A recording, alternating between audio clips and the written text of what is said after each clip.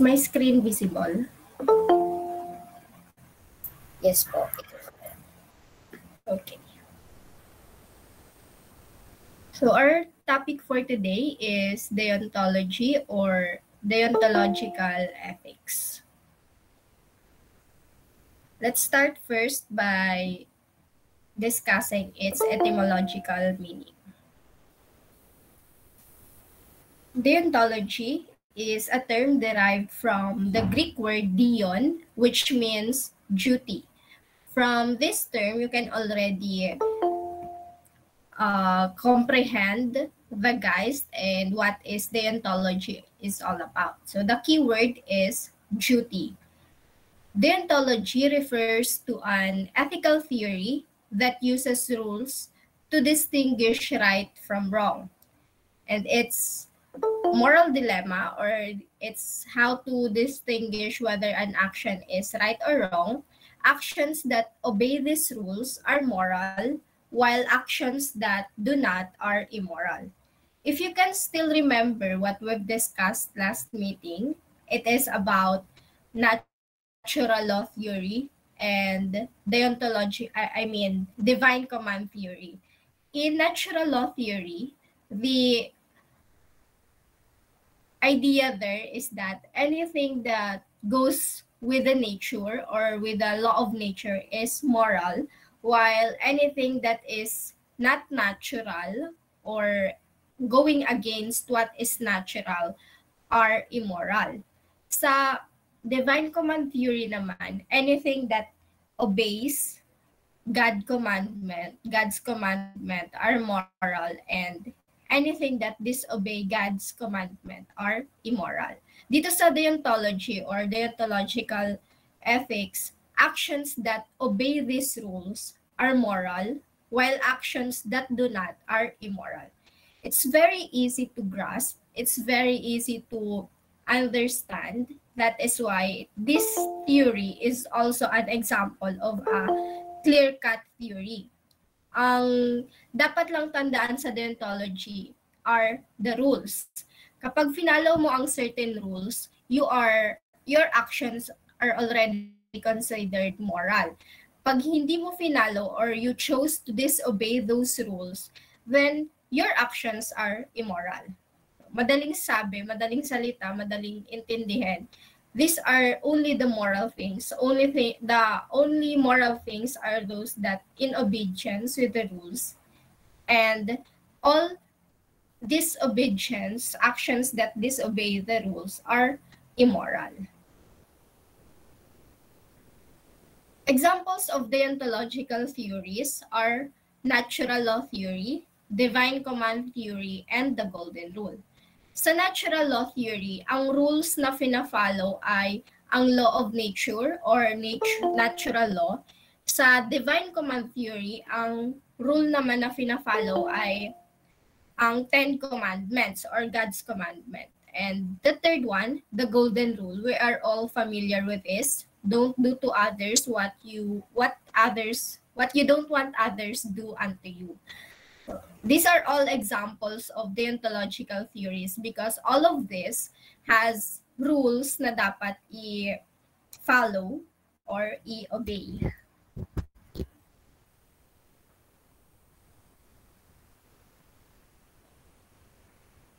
When we discuss deontological ethics, kadikit na siya ng pangalan ni Immanuel Kant, which is also a prominent philosopher. Immanuel Kant is the one who believed that ethical actions follow universal moral laws such as don't lie, don't steal, don't cheat, and etc. Also included here sa universal moral law yung don't kill. So sa mapapansin nyo, these laws or these rules are universal, and pag sinabing universal, true to all, applicable to all, and must be good to all. Don't lie, we all know that this is a virtue that should not be practiced by everybody. Also with the act of stealing, act of cheating, and act of killing. Ang sinasabi ni Immanuel Kant, For example, a scenario, a kid accidentally broke a vase. That kid's tendency is to tell his mother honestly that he's the one who broke the vase. By that action, that kid is not lying, which is also tantamount to telling the truth to his mother. Therefore, that kid's action of telling the truth is moral because that kid is following the universal moral law of not lying or don't lie.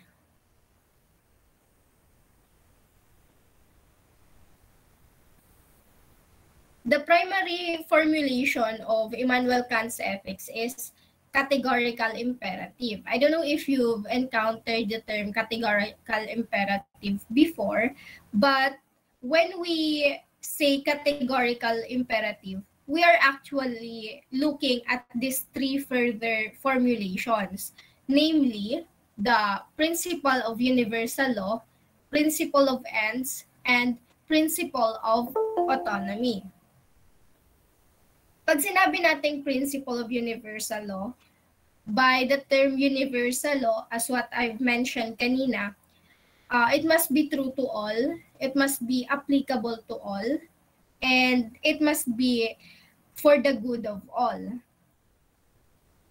The principle of universal law, it means that it shall not just true to some people or few people or just true to some group of people or applicable to individual, but applicable to all, applicable to everyone.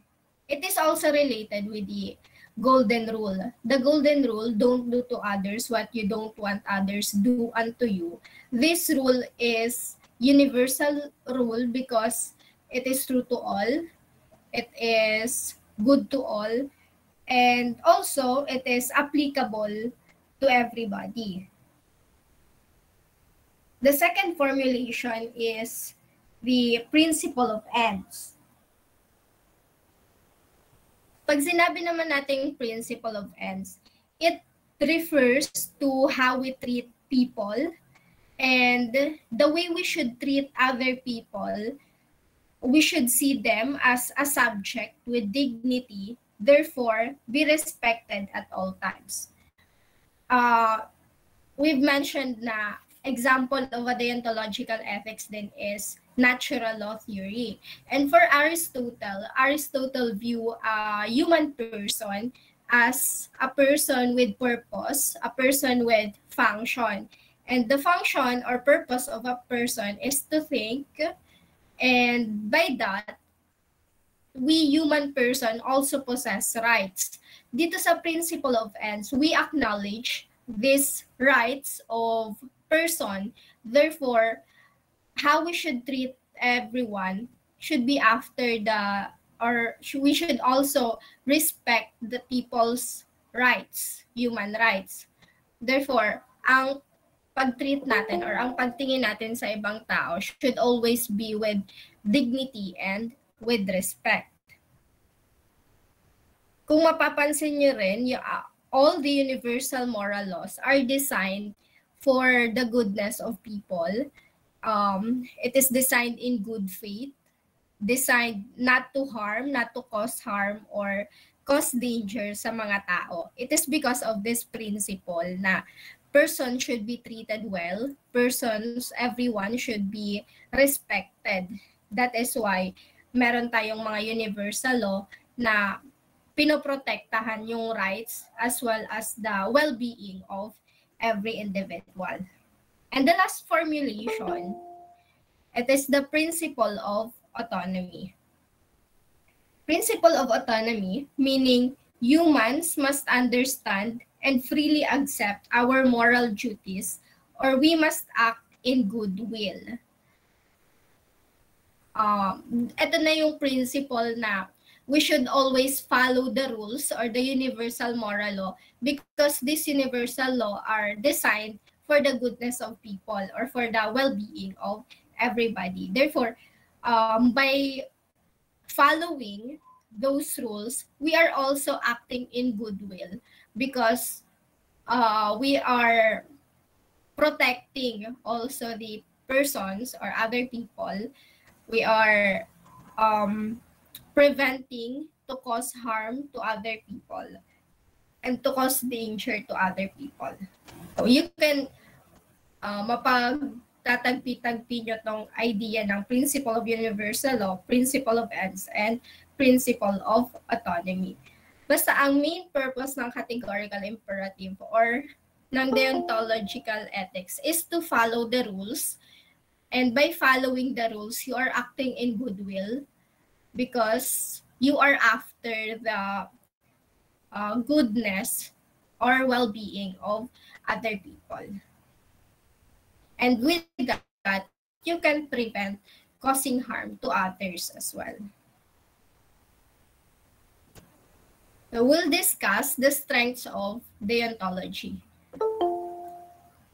First, deontology offers motivation.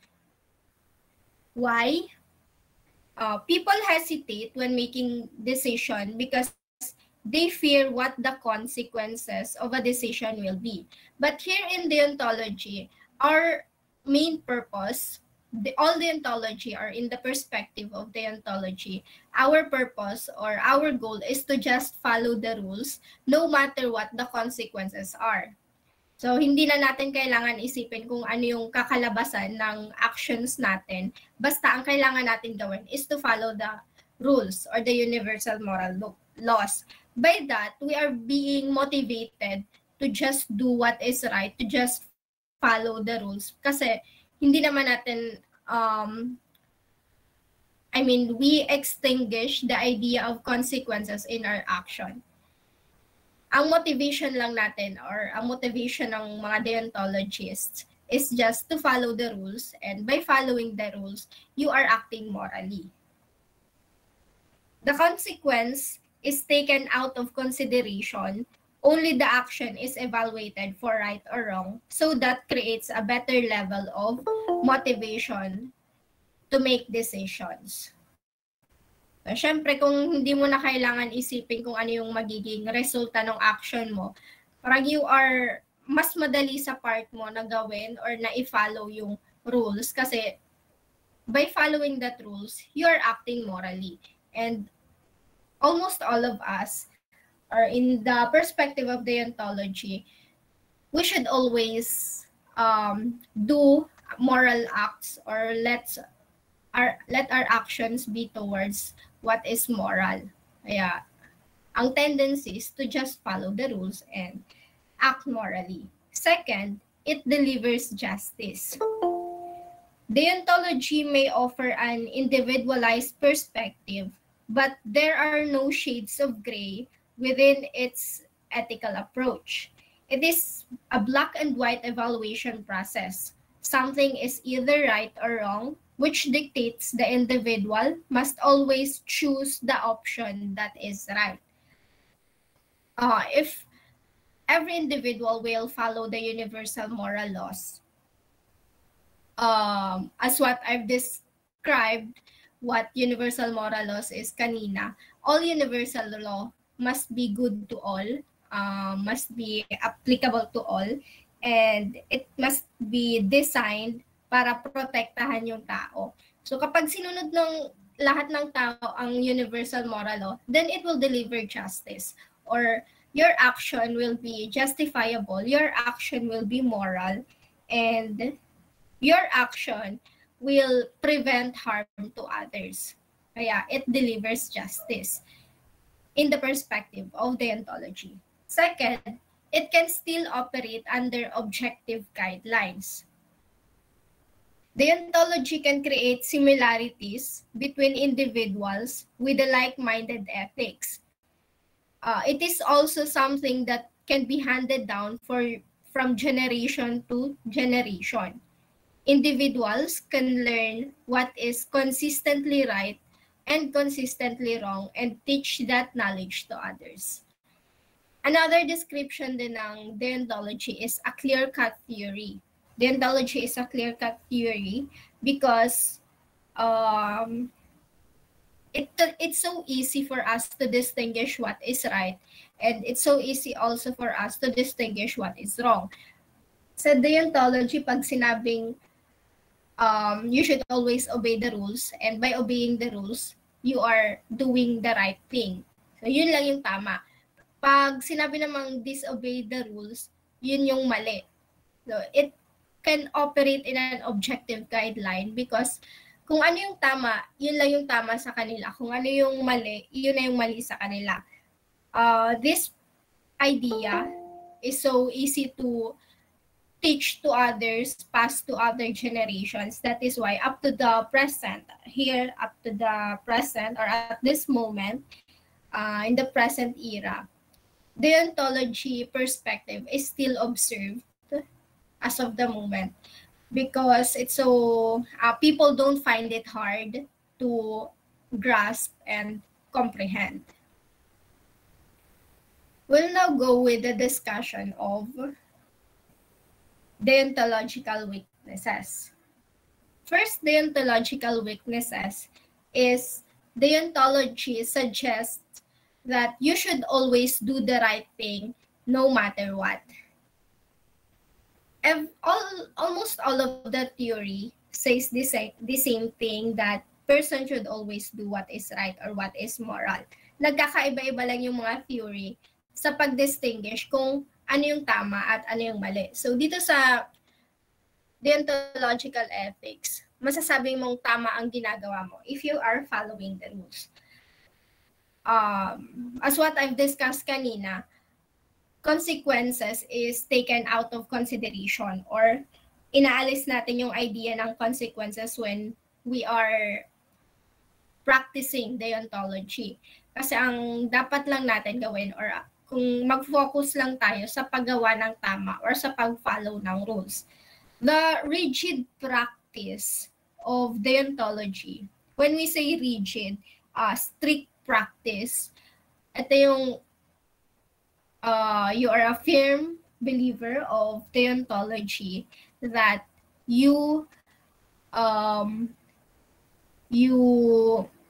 don't care at all what will be the consequences of an action. You are only after following the rules so that you can produce an action that is right in the perspective of deontology or what is moral in the perspective of deontology. Example of this is this situation. You're an IT expert and the nuclear missile is about to launch. That might start a war or that might cause a war. You can hack the network and cancel the launch, but it's against your professional code of ethics since it's a form of cheating and lying. Every profession has this code of ethics that should be followed. For example, in the profession of teaching profession, we have code of ethics.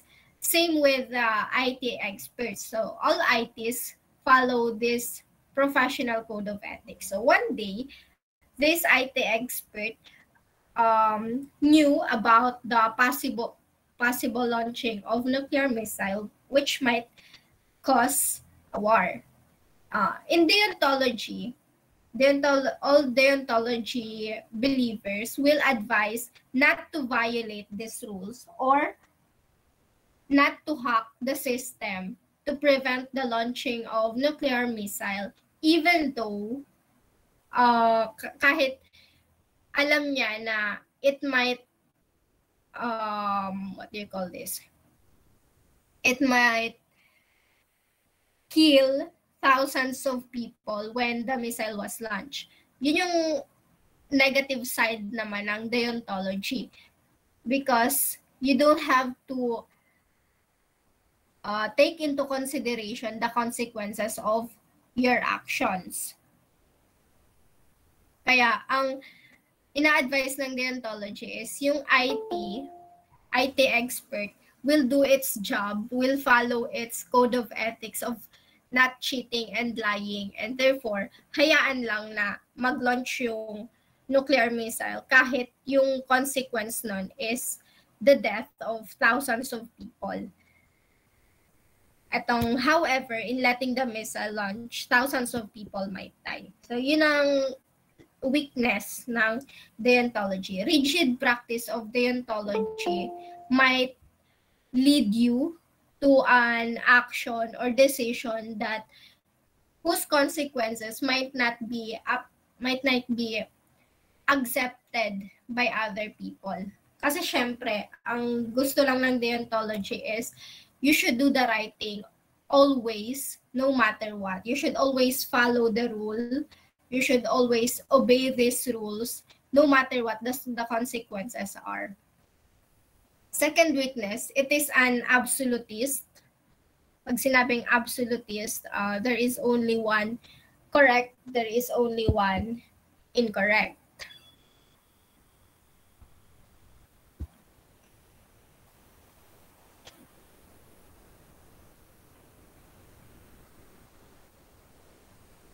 Since it is a clear-cut theory, ang tama lang sa deontology ay ang pag-follow ng rules. At ang mali sa deontology, ang pag-disobey sa rules.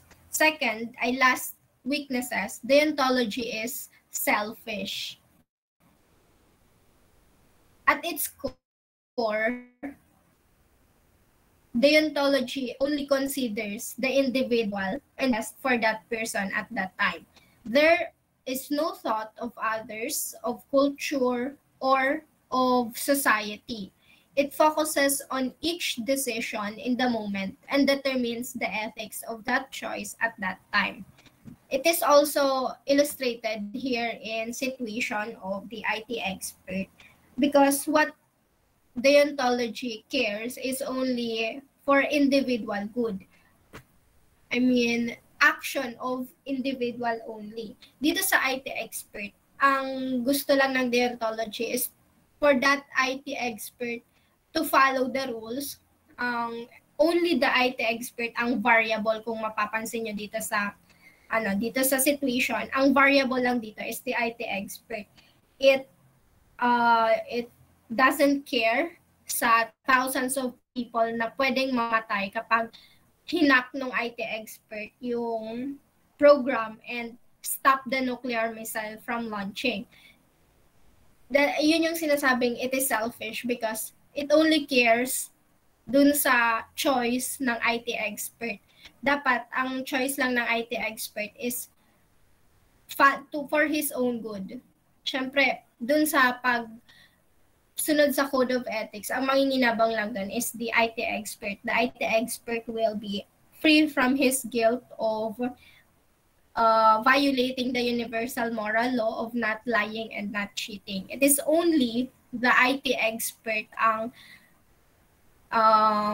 manginginabang sa action na yun.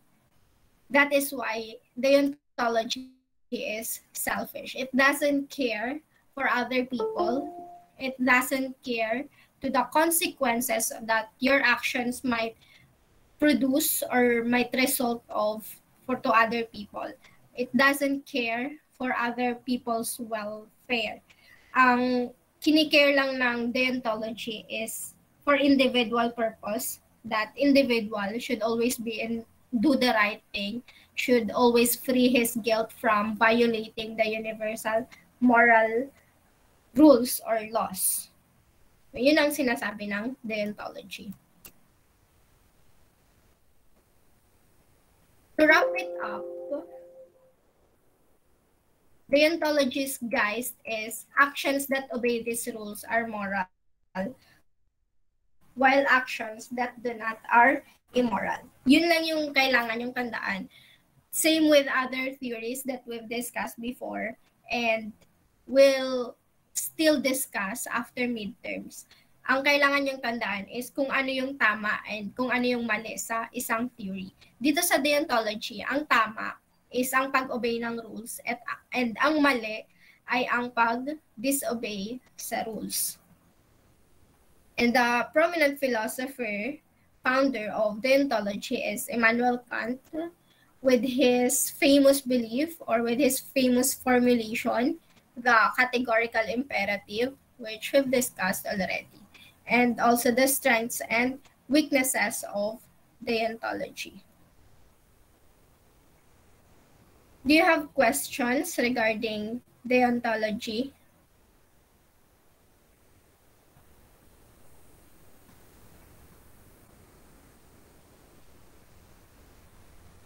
Class?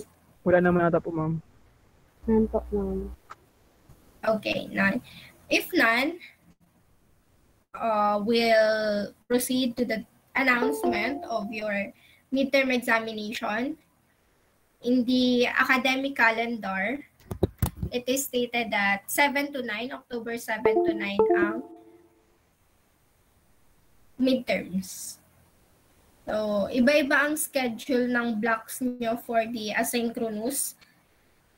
I'll just upload in our Google Classroom the midterm examination. Your midterm examination is a combination objective and subjective, but mostly subjective. Please expect na almost lahat ng item is essay. It is 100 item test.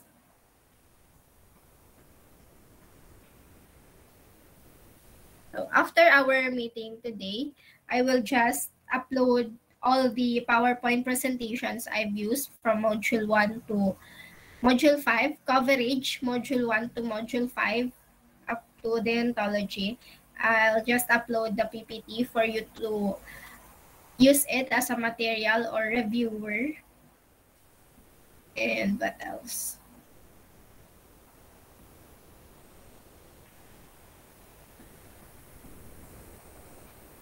Just make sure to submit your midterm examination on time. Okay, if you have no more questions regarding our lessons and our midterm examination, I wish you best of luck sa exam and let's call it a day. But before that, may I request again everybody to on your cam for documentation purpose lang.